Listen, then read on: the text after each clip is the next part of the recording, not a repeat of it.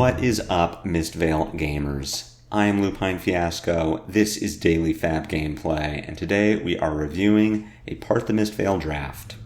For anyone who's new to the channel, welcome. What we do here is review Mistveil drafts that I did through the Runaways Discord server, draftmancer.com, and talishar.net.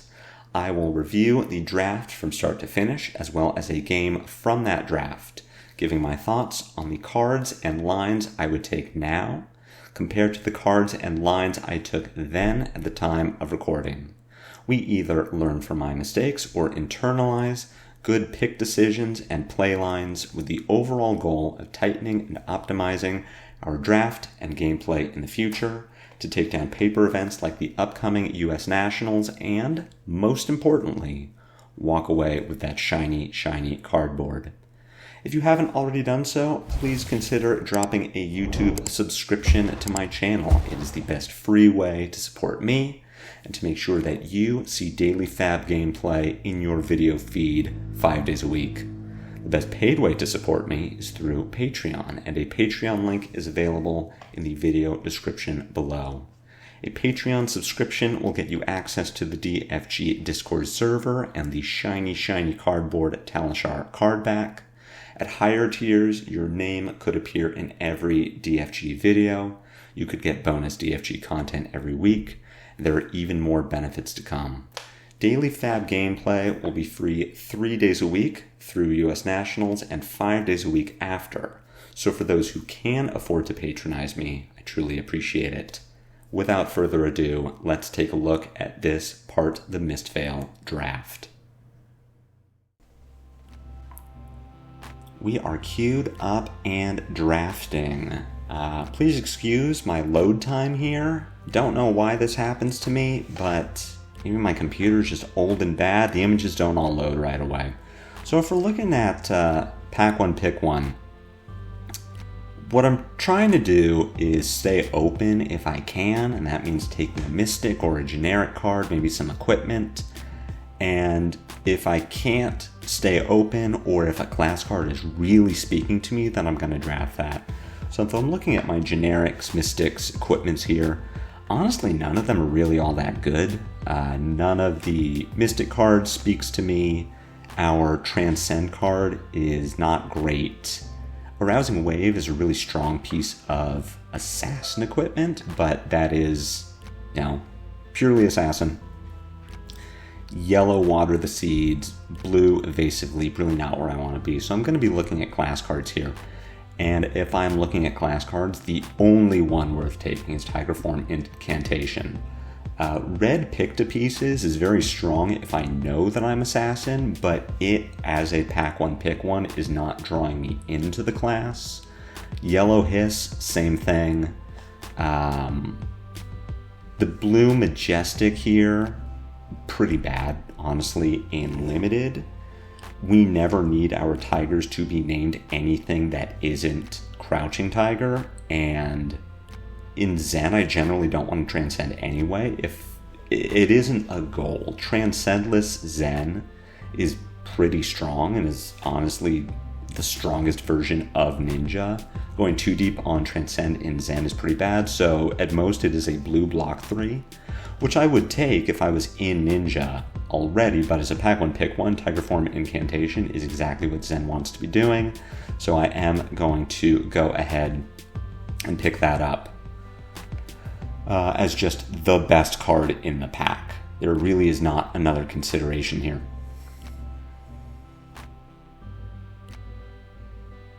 Heading into pack one, pick two, we have Blue Tiger Form Incantation, which keeps us in Ninja.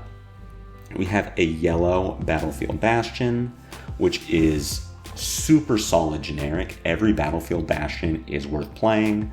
It as a 3-cost attack is fine in yellow and red especially, but we really like it for its block effect, where it itself blocks 2, and if it is the only defending card on that chain link, then we float a point of protection, which is incredibly strong, really good against heroes like Enigma. If we can block out the first Spectral Shield attack, we cover 2 and then float 1.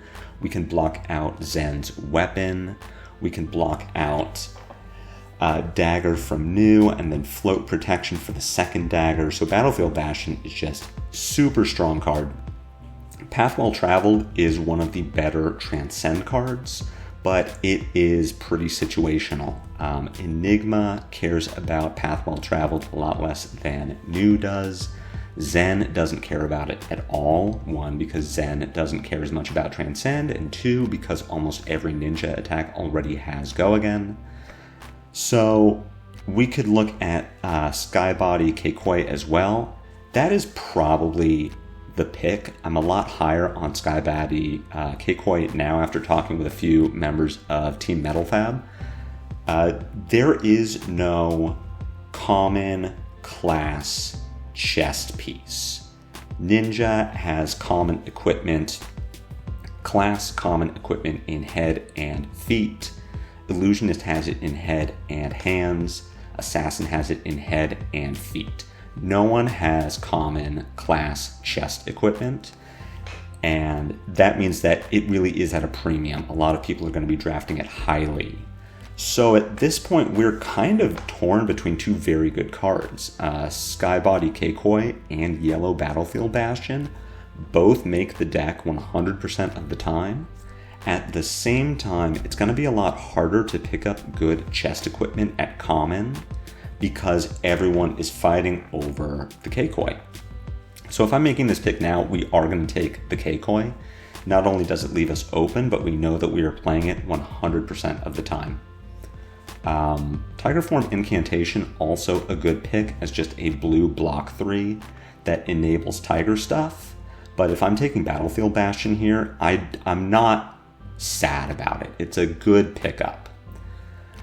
Here is where we start to run into an issue in that ninja cards are being taken. There's only 1 ninja class common in this pack, and no ninja rare, and honestly nothing that really screams ninja in this pack. Blue Pouncing Key, very playable card. It's a blue block 3.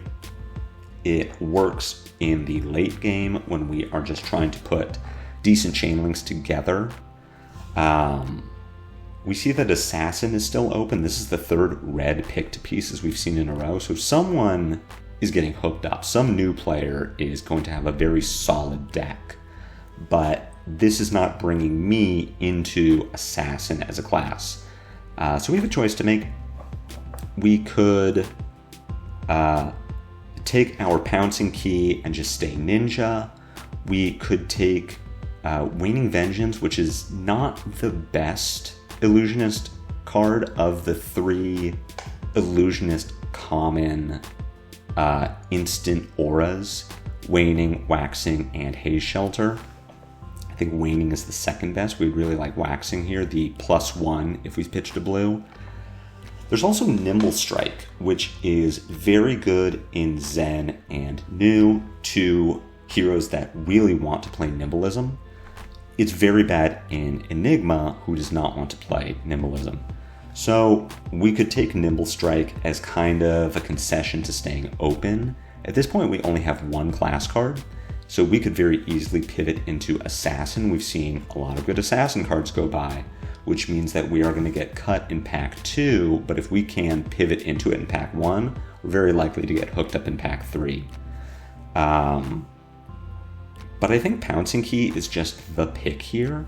I'm a little concerned that Ninja is cut. At the same time, there's no card in this pack strong enough to make me want to pivot.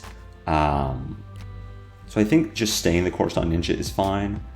I could certainly see the concession to staying open with Assassin. Actually, I would take Nimble Strike. If I'm making this call now, I'm taking Nimble Strike and giving myself the out to pivot into Assassin, but I'm at least continuing to draft towards my pack 1 pick 1 of Tiger Form Incantation.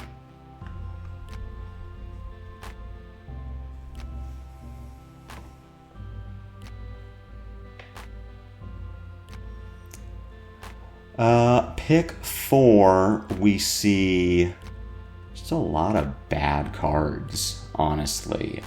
Nothing in this pack jumps out to me as good. We've got a blue Flex Clause, which is very playable in Ninja. It is a blue. Zen is really looking for anywhere between 8 to 12 blues. Ideally, you want to see 1 a turn so that you can pay for your 2-cost weapon and a 1-cost Tiger Enabler. It's also really good in the late game as we are trying to put long chain links together. It is a 1-cost. It's going to pair well with other blues that let us send a 2-card 4 across 2 chain links. So for me, Flex Clause really is the pick. I'm not convinced that Ninja is open. In fact, Assassin really is the open class just based on these picks. At the same time, these Assassin cards are not great. Red Pick to Pieces is good, but as I've said, it doesn't draw me into the class early. So at this point, if I was Assassin, I would have 3 Red Pick to Pieces and a red Bonds of Memory, which is fine. We could take yellow Wounding Blow if we wanted to stay open, keep that possibility of Assassin alive. But at this point, I think we do just take the blue Flex Clause and stay the course on Ninja, if for no other reason that there isn't anything else good in this pack. The Transcend card is playable, but really not in Assassin or Ninja. It's fine, but there are a lot better cards, so that sort of speaks to my inexperience in this format. I really want to highlight that this is one of my earlier drafts. I think this might be draft number 4.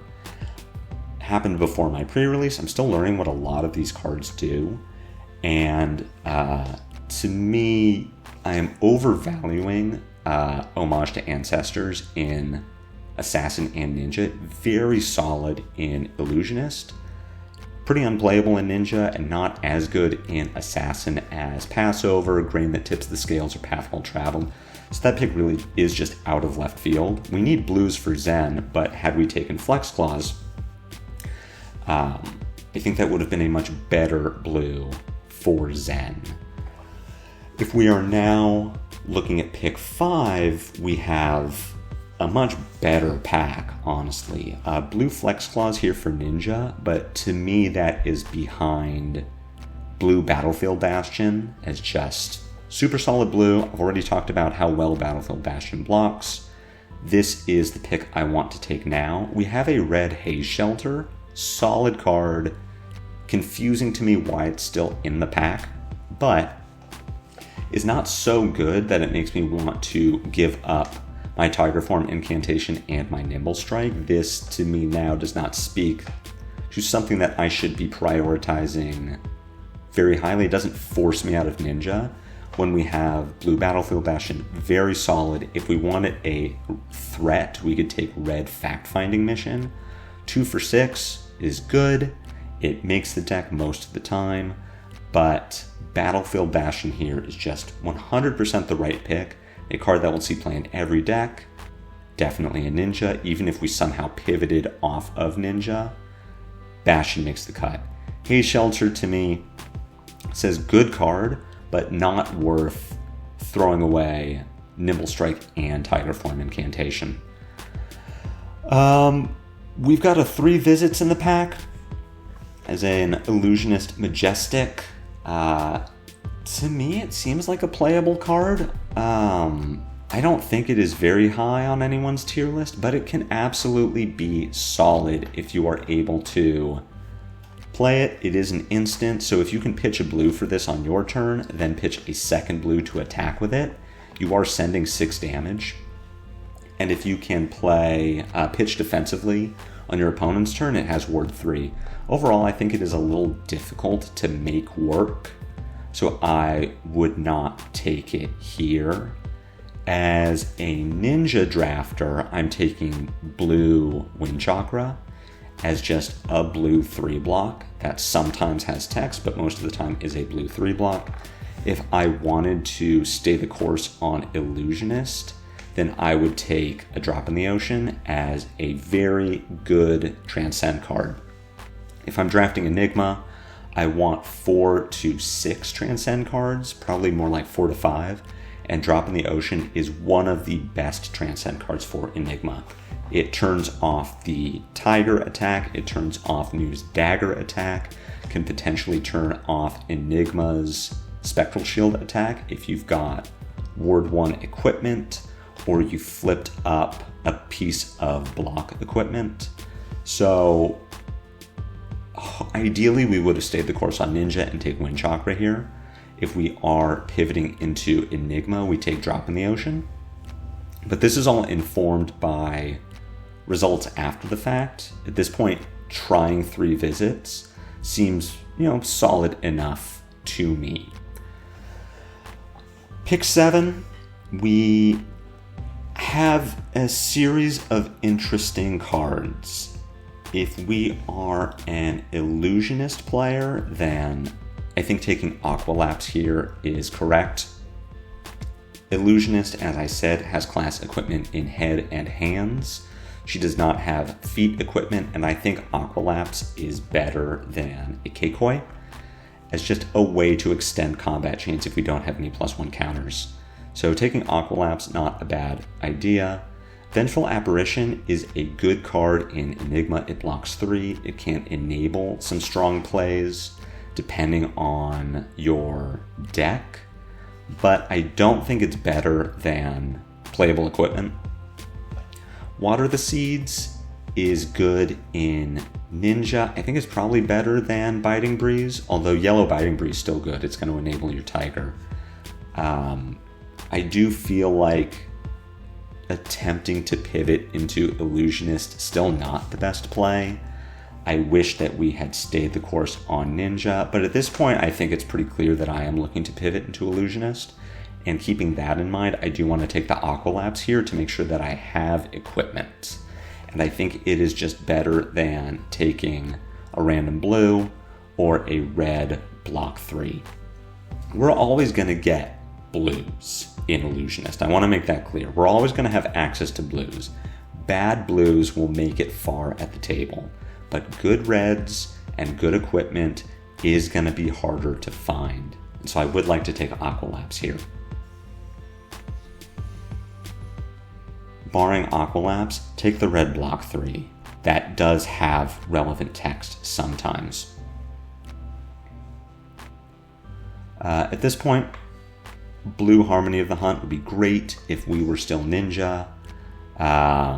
Waves of Aquamarine, definitely playable for Illusionist, though at the same time, if I am pivoting to Illusionist, it's because I think the class is open, and I would like to save space for the class gloves, which are significantly better than Waves of Aquamarine.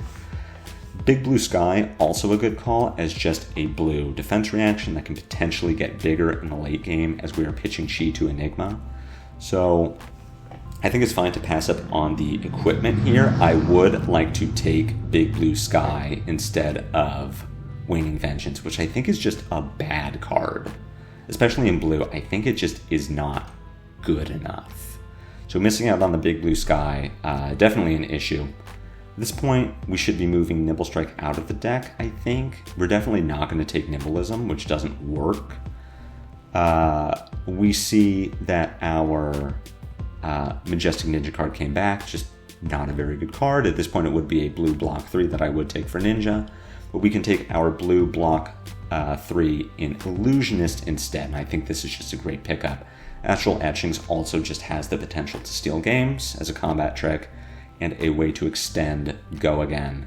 Spectral Manifestations, easy pickup here. We are extremely scared to see 4th pick to pieces just wheeling around. It is a scary card. Red Sigil of Solitude here, not exactly where I want to be. At the same time, it does have Ward 4 if we have an action point left at the end of the turn. Is a way to protect a large board behind it. So I really like this pickup. Vengeful Apparition and Essence of Ancestry are 2 Illusionist block 3s. I would have taken the Apparition, but either way, it is a yellow block 3 in Illusionist, so that is fine.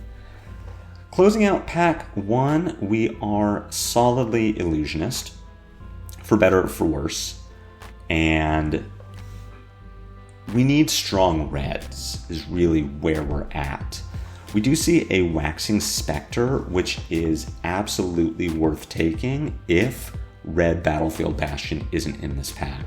But because red Battlefield Bastion is in the pack, we're gonna take that. It is just a 3 for 7, it blocks extremely well. We're very sad to see Waxing Spectre go by, but with the Illusionist playstyle where we can build a board and then let it die and build back up, Battlefield Bastion is an extremely solid 2-card play if we lose our board and just need to return fire with something. And had we stayed the course on Ninja, we're still taking Battlefield Bastion over red Biting Breeze. It really is just that good of a card. Definitely considering Waxing Spectre. It's a way to extend those turns, but I think Battlefield Bastion is just that strong that we should be taking it. But I'm not unhappy to have a Waxing Spectre in the deck. Pack 2, pick 2, we're getting the sense that our neighbor Roger is an Illusionist player, which really is a shame. Here, let's take Drop in the Ocean. Seeing a red Harmony of the Hunt, really just letting us know we should have been Ninja. But Drop in the Ocean, solid blue. We could take the Haze Shelter. Gravekeeping is a fine play in Illusionist.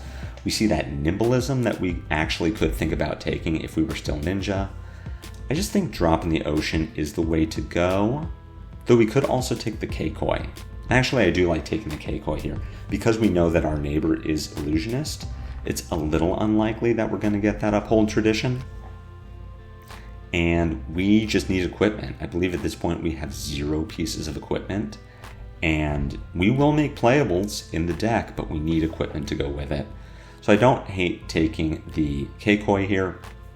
And if not the Keikoi, then I think we take Drop in the Ocean as one of the very best Illusionist Transcend cards.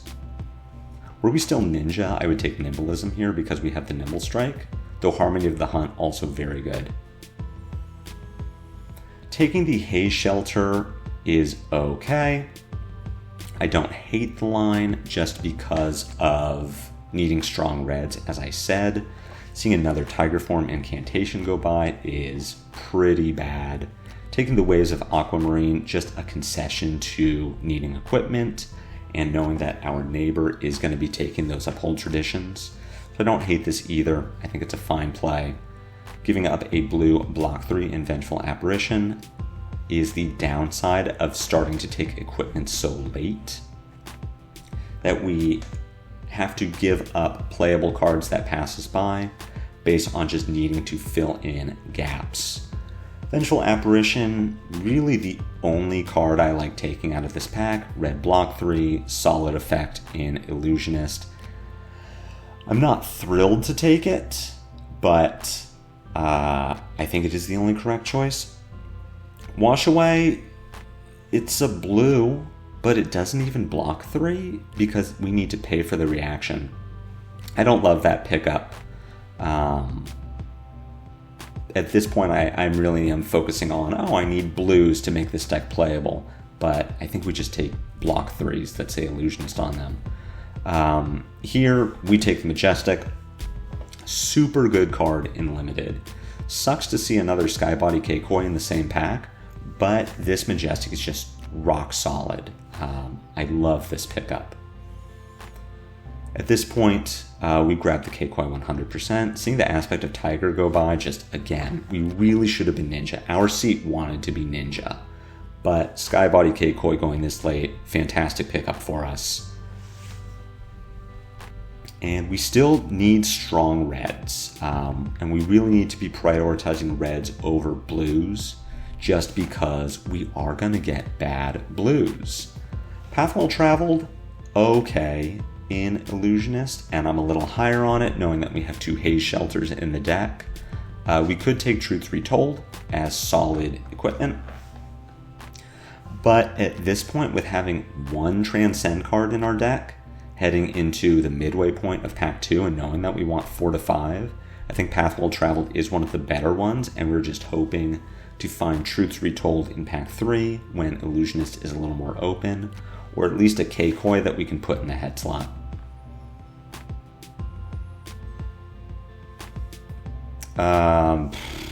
Now we see Uphold Tradition, which might be good enough to just burn the pick on Waves of Aquamarine. Essence of Ancestry is a solid block 3. Very good effect. I was blown out by this effect at least once over pre-release weekend and was able to blow someone else out with it. If you let this die before Ninja pulls out their big finisher, you can really hose a turn. But I think taking Uphold Tradition is worth it here. It is just so good as a turn extender. It is truly a fantastic piece of equipment. Wash Away, 100% not the call. Waxing Spectre, much worse than Vengeful Apparition, just for the fact that it does not block. So I hate to see that play. At this point, First Tenant of Chi is a blue block 3, and we should take it. Rising Tide is fine. The problem with this is not only does it not block 3, but we are giving potential gas to New if we are to play against one, and we don't want to take cards that New can really benefit from. Basically, the only playable card in the pack. Here we are going to hate draft a Harmony of the Hunt, and Untamed is our only option. So heading into pack 3, we need powerful reds. We need powerful reds and Transcend cards. Battlefield Bastion, I think just the only correct pick. I don't see anything else in the pack that I would want to take over another red Battlefield Bastion.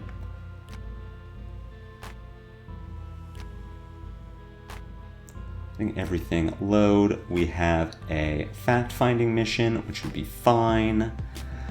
We have a Waning Vengeance, which is definitely not the pick. We have Haunting Spectre, that I believe is a good card, but in blue, I don't love it as much.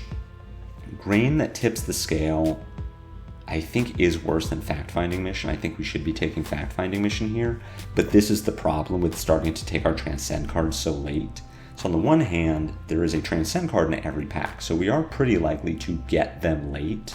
The problem is they might not be guaranteed to be the ones we want, and Enigma is a lot happier to play Transcend defensively on her opponent's turn, which Grain that tips the scales is very bad defensively because it gives the attack power. It has to target an attack, and if we're doing it defensively, that attack is targeting us. So I do think Fact-Finding Mission is the correct pick. I'm happy with Fact-Finding Mission, though this late in the draft, we do just need Transcend cards. And to that effect, a Drop in the Ocean is, I think, the best Illusionist Transcend card. Homage to Ancestors also very good. Path Well Traveled can be strong, but Drop in the Ocean just does exactly what Enigma wants to be doing. At this point, we have 3 Transcend. I would like a 4th and 5th if possible. Definitely a 4th, and I'll take the 5th if it is good, but I would rather have strong playables than just Transcend support.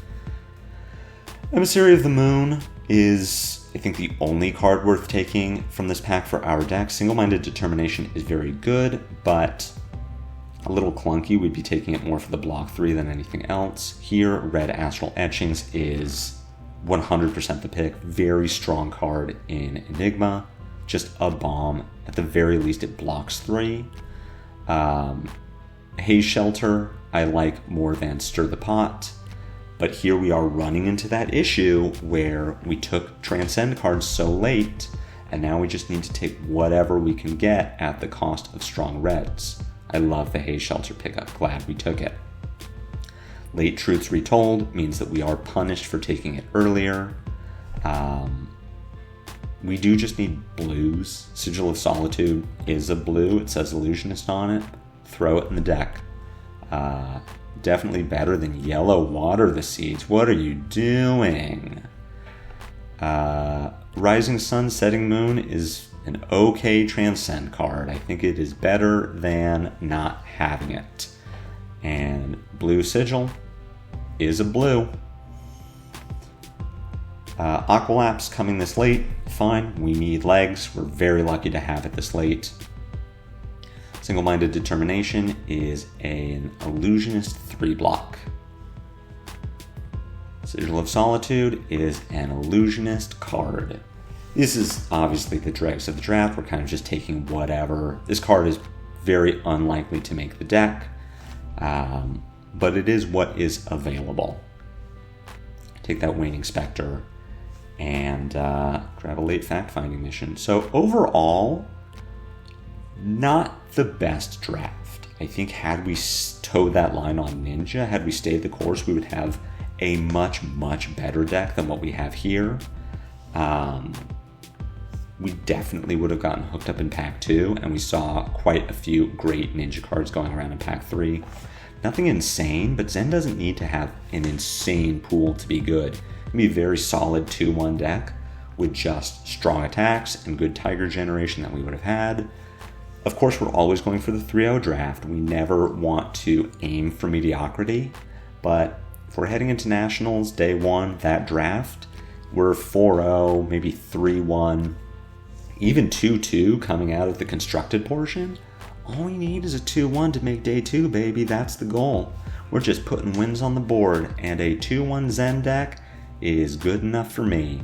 So we have a pretty mediocre Enigma deck. We're going to try to skill gap some people and fire up Talishar, load in the deck link, and we'll see just whether or not we can make that happen. What I am showing you here is the 1-0 bracket of the draft.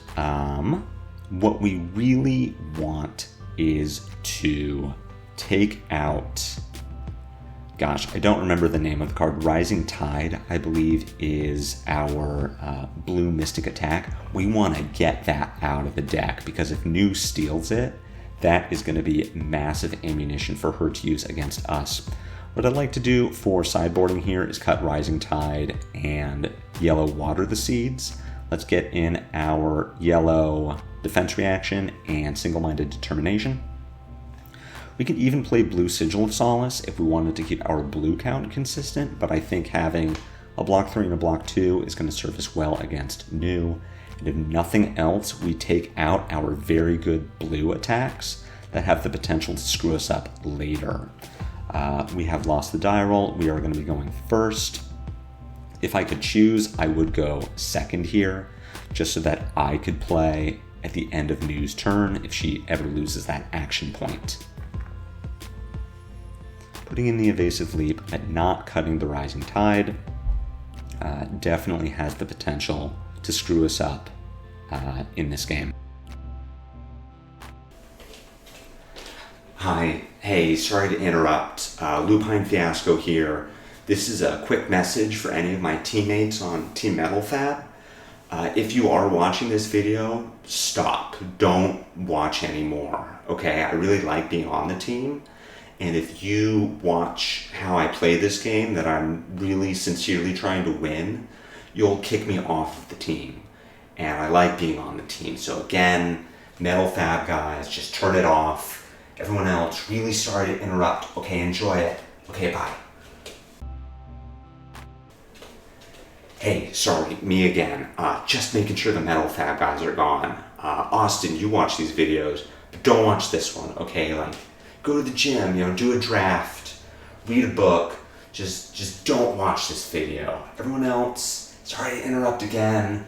Enjoy the video. Okay, I love you guys. Bye. Going first, our options are a little limited here. I think playing out our Waxing Spectre and just sending 4 points of damage, then arsenaling our Evasive Leap is fine. Keep that Single-Minded Determination in hand. It's just a block 3.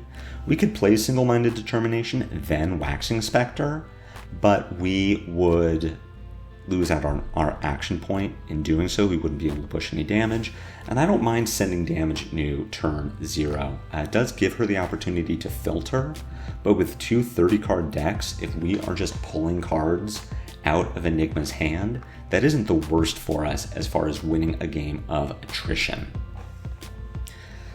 This is me not realizing that Single-Minded Determination costs 2.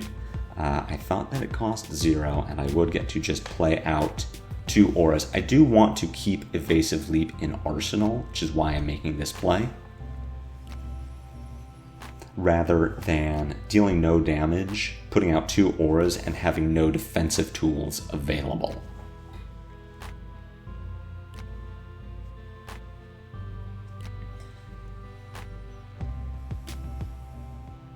Between 3 visits, Emissary of the Moon, we have fine enough plays. We could think about how to block out these daggers. So we can definitely flip up our Keikoi to prevent this. We are going to have to deal with the second dagger very likely. But flipping up the Keikoi here, then blocking the second dagger with Emissary of the Moon does not sound like a terrible play. On our turn, we can attack with our Waxing. We also have our defense reaction in Arsenal that we could use to block out the dagger, and I think I do like that fine. But giving Emissary of the Moon to block as well, totally good. I don't like blocking with our 3 block here. This is extremely greedy. If we want to try and save our ward, which I think is fine, I'm very focused on keeping this Emissary of the Moon very much to my detriment.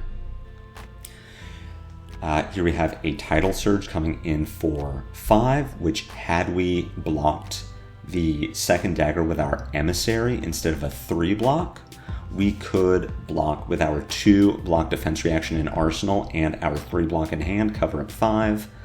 On our turn, we pitch our blue to attack with our Waxing, then Arsenal 3 visits, which would be much better than what we have to do instead, which is play our 3 visits, pitch our blue to cover up ward 3, then play our 2 block from Arsenal. We could have blocked with Emissary of the Moon as well to keep our defense reaction. The problem with that is then we have no turn. We can't do anything because we can't attack. This at least lets us pitch our Emissary to swing for 4. Then we at least keep a 0 for 4 in our deck. But this is much worse than had we just blocked better. That is going to be the story of this game, is just what if I had done things better? It's going to be a really, honestly hard game for me to watch because of the just sheer number of mistakes I make throughout the game. And I want to call this part of the learning process, but at the same time, like, what if I just didn't suck so much? I've got a dagger coming in for 1.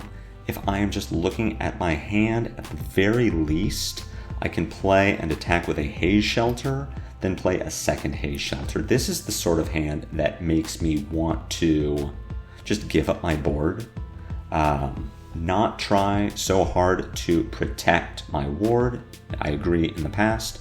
So it does suck to give up 4 power to the dagger. At the same time, I have a much better play if I can rebuild.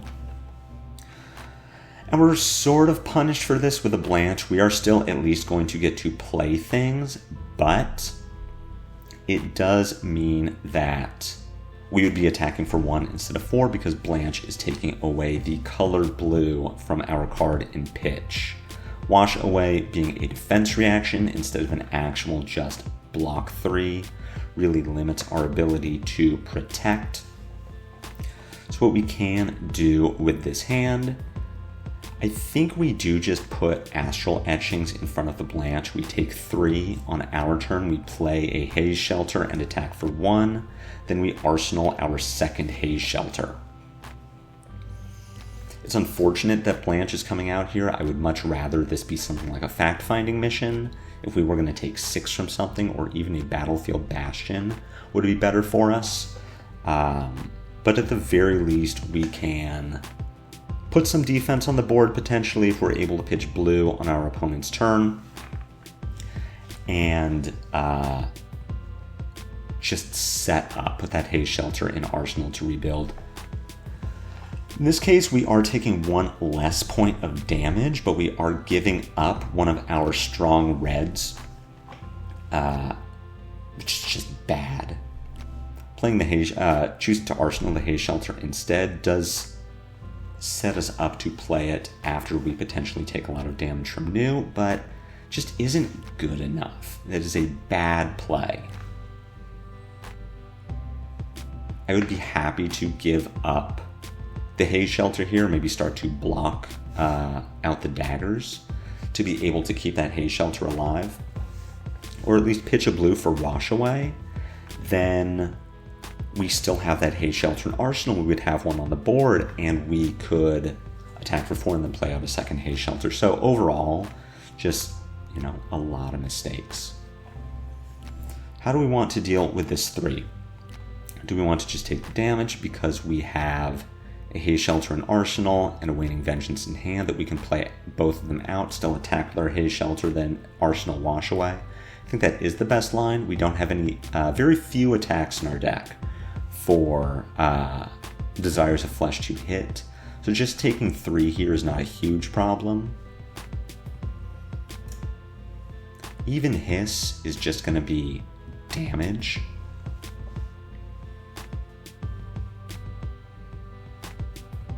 This being 6 go again, Wash Away does now get a lot better, and we can play Outwaning Vengeance to buff it up to 5. We do lose our board, but we remake a Spectral Shield. So here we have a Bonds of Memory coming out for 2.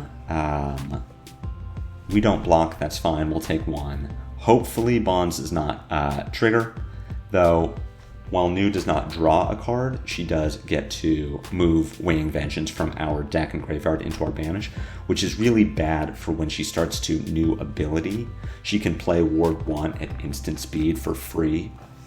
And being able to defend on her turn from our banish is very bad for us. We do get that haze shelter out, and we are feeling okay. Dagger for 1, we can drop in the ocean that, then play Rising Sun, Setting Moon. I believe we want to start with Rising Sun, then drop in the ocean, so that drop in the ocean will transcend first and give us that chi in case we want to bottom it to Rising Sun, Setting Moon. If we play in this order, it means that we will need to bottom a card, and that chi is not on the table to bottom. Here, I would like to bottom Rising Tide, just to get it out of my hand in case we need to block. I have a 2-block in hand, I have an instant speed aura that I can play, or at the very least I can pitch. Rising Tide being available to attack with Haze Shelter is fine, but I don't want it around to block with, because if I block a stealth attack with Rising Tide, it's going to go to my banish, and New just gets it. And I really don't want her to have Rising Tide. If Rising Tide was that blue Sigil of Solace from our Sigil of Solitude from our sideboard, I would feel much better about keeping it.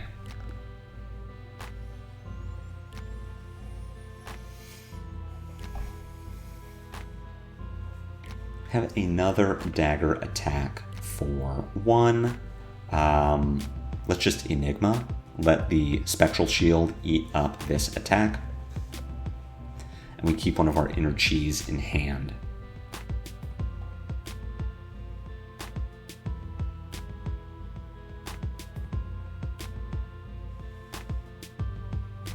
Let our Spectral Shield eat up the dagger. We can even play cute and put the 1/1 counter onto our Coalescence. that will potentially let us block for another 3. Here we have Art of Desire Mind, and this is where we really don't want to block. We are considering that Arousing Wave can give the Art of Mind another +1, but we really don't want to put our Rising Tide in front of this, because not only will it get banished so that Nu can play it later, but it is going to gain her a life and draw her a card off of Art of Desire Mind. And if I do make this block, it is for 2 reasons. 1, I don't know what the new cards do, and 2, I'm a horrendous Flesh and Blood player. And so that's why I block with Rising Tide, because I am really truly awful at this game. Now, Nu gets to transcend. She draws a card from Art of Desire. She has an action point, and now she can Nu effect and play our Rising Tide with her action point. And we're going to have to, instead of potentially blocking 2, we now need to deal with 5. We're going to lose our entire board because we are bad. And Nu gets to play out our Waning Vengeance for free. This is truly terrible, and we put ourselves in this position. Nu would have been able to transcend. She would have gotten to play these Waning Vengeances for free, but that would have been the turn. There would have been no follow-up to this. And instead, there is a lot of follow-up to this. So we are going to lose our Spectral Shield and our Haze Shelter to this. On our turn, we can just make and attack with a Spectral Shield, but we didn't need to lose this much of our board. We should have still had a Haze Shelter on the board that we would have just sent for 4 instead of the Spectral Shield for 2. Truly terrible play on my part, and part of that is an experience with the set. The other part of it is just not reading the cards.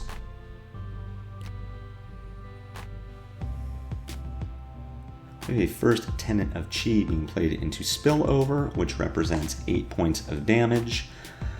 We can look at our hand of cards and see how we can cover this up, or if we even want to, because what we could do is take 5 points of damage by giving up our board, then return 6 by playing out Battlefield Bastion, and then flashing out a Haze Shelter. Our other line here would be to block with the Battlefield Bastion. We would soak up 6 points of damage between it and our ward, take 2. Then on our turn, play out the Haze Shelter and arsenal a Wash Away, which does feel like a better turn. I do like getting some defensive value out of the Battlefield Bastion and some offensive value out of the Haze Shelter, as opposed to getting offensive value out of Bastion, but then just letting Haze Shelter kind of exist. Yes, we play it out, but now we have to protect it, and it hasn't really done anything. So I'm happier to get value out of both of my cards than out of just one.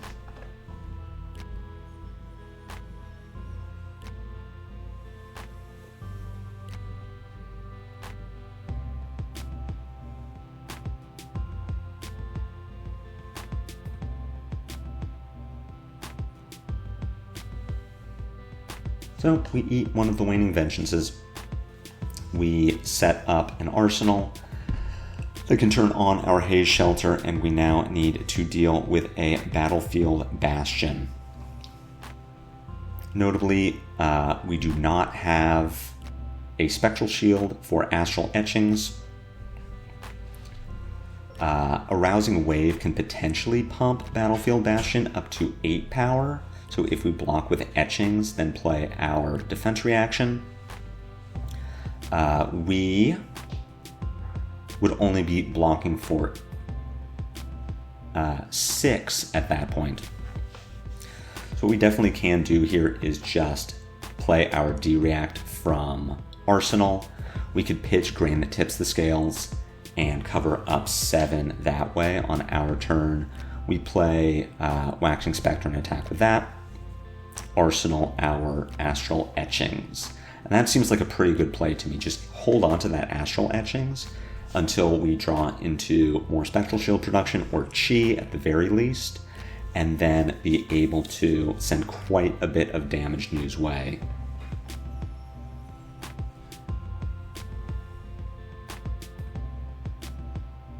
Playing out the Wash Away here is good. This is where we see that Grain That Tips the Scale really is not a fantastic card, because were this instead Drop in the Ocean, suddenly our turn is looking a little better, but now the Battlefield Bastion gets pumped up. It won't end up mattering because between Wash Away and Haze Spectre, we are covering up 9 points of damage, but we so far have played all of our Transcend cards defensively, and offensively, we want to be able to play them on defense, not on offense. So here I like just activating Enigma, then playing Astral Etchings at instant speed, and giving all of our attention to protecting the Spectral Shield. So we do play out the Astral Etchings, and here's where our floating resource should go into our arm piece. The Go Again from Aqualapse can be relevant if we hold on to it, but our floating resources should be going into our head and our arms just when we have them, when they get value, because we would push an extra point of damage and we would now have an extra point of armor to protect our Spectral Shield. Say Enigma just pitches 2 blues to Dagger, we can cover that damage with just equipment and still hold onto our hand to protect against whatever stealth attack or Battlefield Bastion or Blanche Nu plays out, and now we just have a 5 power Go Again Spectral Shield. So we really wanted to flip up our arm piece there to push an extra point of damage and continue to protect the Spectral Shield.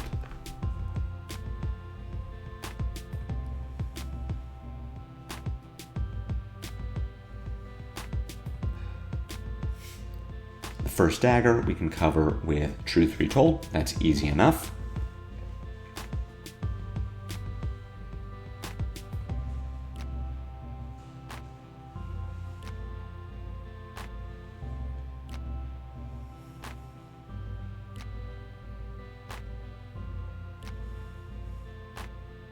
We can cover the second dagger with Battlefield Bastion.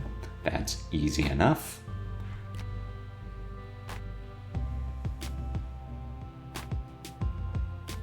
We could also cover it with Emissary of Moon, which is probably a better line. Block 2 there, we still hold onto our 3-block Battlefield Bastion.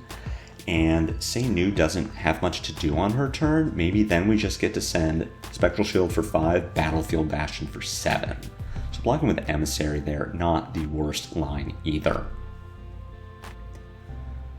Wounding Blow for 3, floating 1 point of protection is the easiest Emissary of Moon block of my life.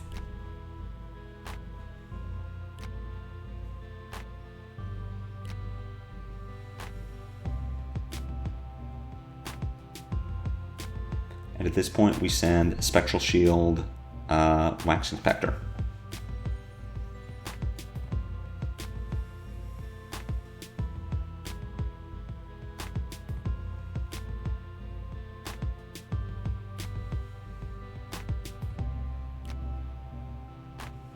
You're starting to see as well how we are getting punished for not flipping up our arm piece, because aside from last turn where we flipped our Truth Retold, we've been spending all of our resources every turn. So we are putting ourselves into a position where we cannot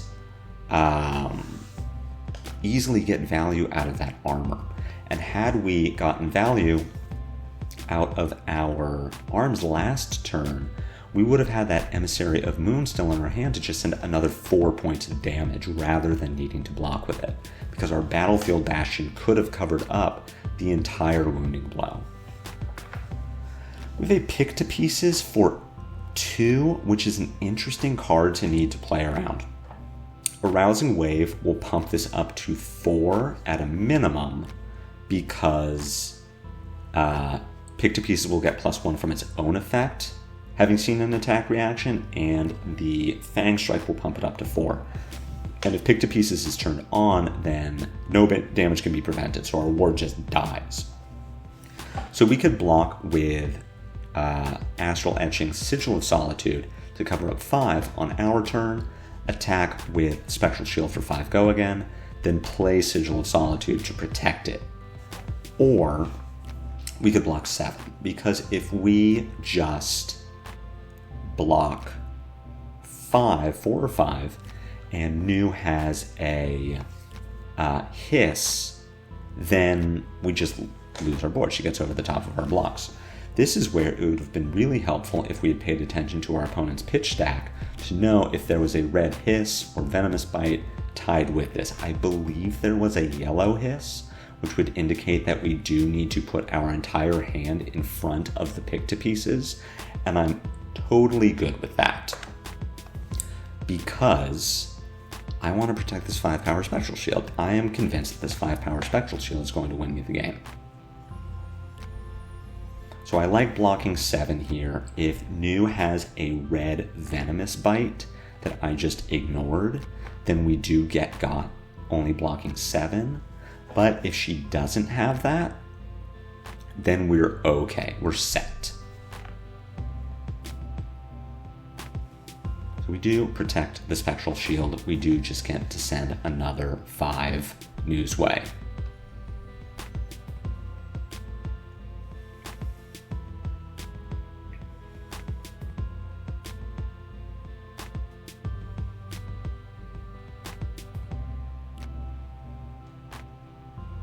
Definitely an awkward time to find our inner chi, but hopefully we can make the most of it. Desires of Flesh for 1 is fine. We can anticipate our waxing, soaking that up.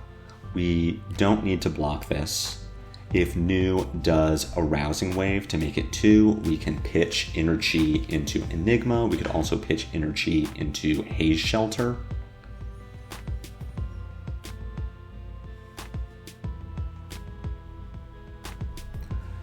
Sacred Art is going to pump this up into 2 with Go Again and potentially 3 with a Rousing Wave.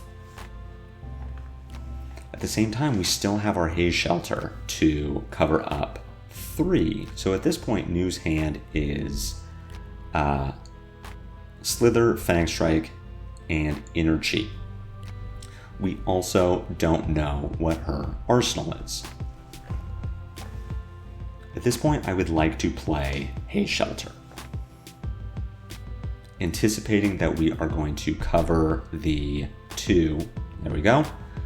And we can hold on to one of our Inner Chis. I would have liked to have blocked, to have pitched an Inner Chi to the Haze Shelter so that we could hold on to a 2 block, just so that we can more reliably protect this 5-power Spectral Shield.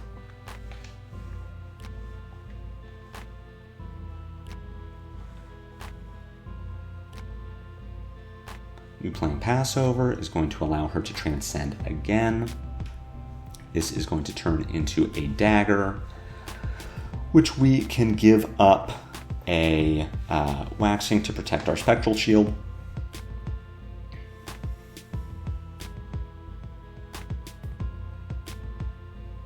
And now Nu uses her effect to play that same Rising Tide that has already been screwing us over. She also gets to play out Waning Vengeance just as more protection. So we are going to have to lose our Spectral Shield here. That's fine because we can turn one of these Inner Chis. I would have liked to have turned an Inner Chi into Spectral Shield at the end of Nu's turn, attack with it, then turn Inner Chi into a Spectral Shield on our turn, just to put those Spectral Shields on the table.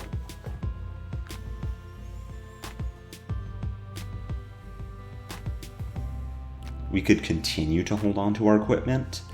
I don't like using it here, which is what I'm doing. And you can see why it is good to get value out of it early, because now we are flipping both pieces to try and play a little defense, which is fine, but it's getting no value. We got no offensive value from either of those. So we have a Beckoning Mistblade that we're going to get to block. We're going to get to block the second Mistblade as well. So feeling good about at least having the equipment, but we would have gotten value out of it earlier. And had we flipped up our gloves when I had said so a few turns ago, at the very least knew it would be at 5 here. Desires of Flesh yellow, it's all good. We can just let this hit. I don't like putting actions in front of New's stealth because that is just going to be ammunition for her later. We can lose a Spectral Shield. We're fine. We're all good. You playing out that Venomous Bite is going to let her get over the top of our defense. We can just make another Spectral Shield like I had wanted to last turn, though at the same time we then wouldn't have our equipment to block with. So we can make another Spectral Shield here to soak up the 5, prevent our Spectral Shield from dying. We would not lose a card from our deck. Here we are just going to send 6 points of damage. That's all good. At the very least, this is not presenting lethal. We are going to get this Waning Vengeance off the table.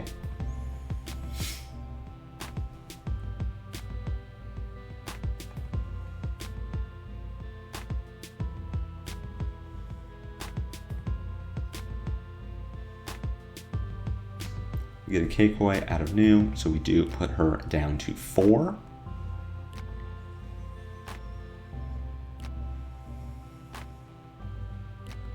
And we're in a position where we're going to start losing Spectral Shield. Spectral Shield should always be the first thing to go here because we can always just rebuild them. And that is what late game versus New looks like, is that we start to turn Spectral Shields into sponges for daggers. So where I would really like to block this for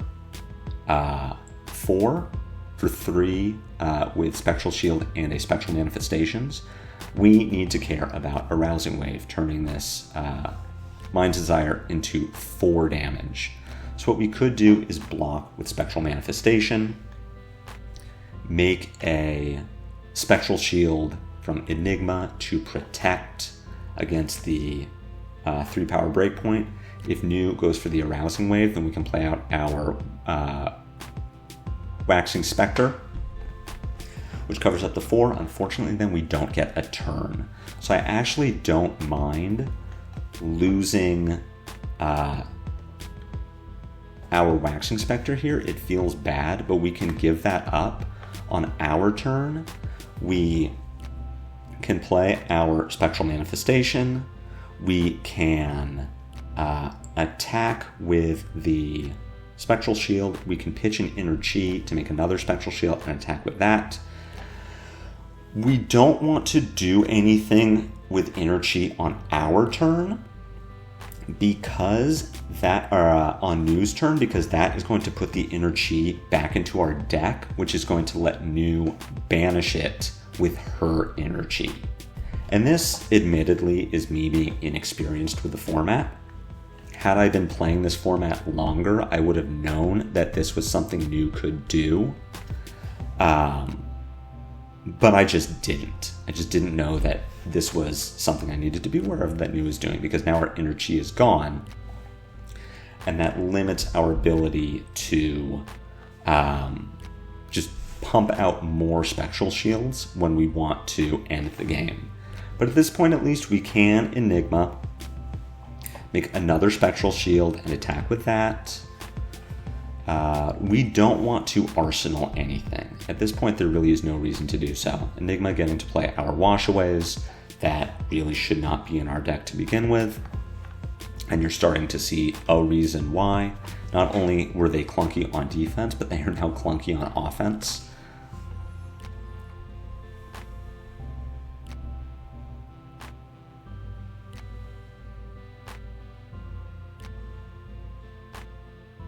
And we are not going to play this Waxing Spectre. I want to hold on to that for when we are just trying to close out the game. For just a little extra burst damage that New doesn't know about. We also, with 6 cards left in New's deck, we need to track what is in her deck. So currently, we know that she has 2 Inner Chi, a card on top of her deck, 2 cards in hand, and 1 card in Arsenal that we don't know about. Or at least that I don't know about at this point. We have a Grain that tips the scale. So 2 mystery cards in New's hand and Arsenal, 1 mystery card on top of her deck. Preserve Tradition, which is going to turn into a Chi, and is going to put a red Battlefield Bastion on the bottom of New's deck. So at this point, her deck is a mystery card, 2 Chi, a Battlefield Bastion, and a card in Arsenal we don't know about. So we New on our turn. We attack with our Spectral Shield, see how New wants to deal with this. That Battlefield Bastion. Here, I think we should play out... never mind, we should not play out our Waxing Spectre because it is not dealing lethal damage. We can just end. We see a I'm blanking on the name, but we see a blue attack plus an Inner Chi. New is going to play out our Sigil of Solitude. We make our Spectral Shield, we attack, and here we really want to play and attack with our Waxing Spectre to get a card out of New's hand. We know that she has a bunch of Chi in her deck and a Grain that tips the scale. We know that 3 of the cards in her hand are those. And if we played our Waxing Spectre here, yes, we lose it to a Dagger, but we have taken all of the blocking cards out of New's deck so that she kills our auras and then dies because she cannot actually defend our Spectral Shield. So playing the Waxing Spectre there would have just won the game.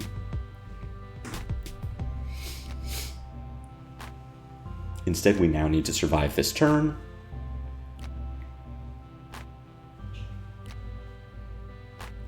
Which we can hopefully do. Here we have the Bonds of Memory come down.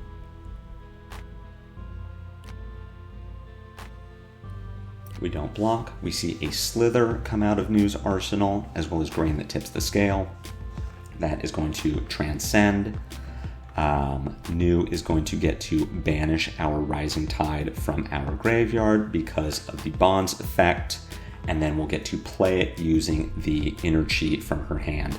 And because New had 3 non-blocks in hand, had we sent this Waxing Spectre, New would have had to block with Bonds to not die, and all she can do on her turn is Dagger, play something from our banish, of which we really don't have anything that she would care about. And instead we are just going to lose this game to the 3rd time we've been hit with the Rising Tide that we should have boarded out of our deck before the game even started.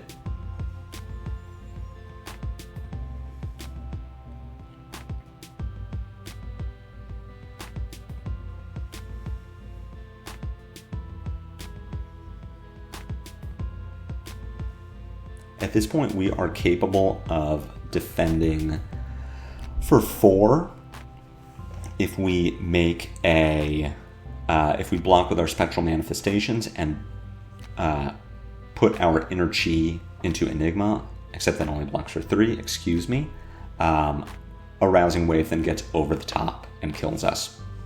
So we do just lose here no matter what. What is astounding to me is how many times I screwed up and was still so close to winning this game. If any of 3 pivotal turns go differently, we win this game. If I block different early, if I play the Waxing Spectre on my last turn, if I board Rising Tide out of my deck and put in a blue Sigil of Solitude, we win this game. It is incredible to me just how much I lost this game. Just truly baffling. And on the one hand, I hate losing. It feels really bad to do it, especially after making so many dumb mistakes. On the other hand, it's pretty gratifying that with a little more experience, I do win this game, that this deck that I thought was pretty bad actually could have been, at the very least, a 2-1 deck, if not a 3-0 deck, and that I'm getting all of these dumb losses out of the way now. Getting all of these dumb losses out in practice rather than at Nationals is incredible, and I'm very thankful to the Runaways Discord for allowing me to get these reps in now. Part of why I am reducing my video count from 5 days a week to 3 days a week over the next 3 weeks leading up to Nationals is so I can put more reps into draft, because as you can see, I really do need the help. So I hope you enjoyed this draft video. This is the first of a few. They take me a while to put together. You can see that this video has run 3 times as long as some of my faster KO videos. So they take a while, but they are worth it because I really need to work out the kinks. I hope you liked it. If so, be sure to spectral shield that like button. My comments are always open for any questions or feedback. If you haven't already done so, please consider a YouTube subscription. It's free. It helps me out. If you'd like to kick me a few bucks, I have a Patreon link in the video description, which will tell you all about the benefits you get for subscribing. But no matter what you do, catch me back here in 2 days for more daily FaB gameplay. And until then, take care.